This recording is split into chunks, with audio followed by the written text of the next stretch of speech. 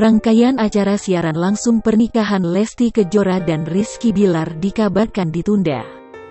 Penundaan rangkaian acara pernikahan Lesti dan Rizky Bilar terkait melonjaknya angka COVID-19 di Indonesia. Hal itu diumumkan langsung oleh pihak stasiun televisi yang akan menayangkan siaran langsung pernikahan Lesti dan Rizky Bilar melalui akun resmi Instagram @antv_official. Sabtu tanggal 3 Juli tahun 2021.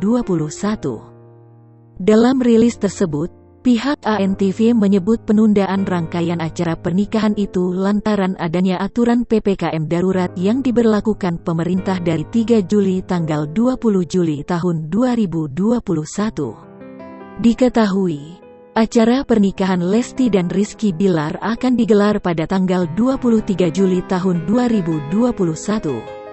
Belum diketahui pasti jadwal terbaru penayangan Hari Bahagia Lesti dan Rizky Bilar. Acara pernikahan yang akan disiarkan langsung itu bertajuk Cinta Abadi Leslar.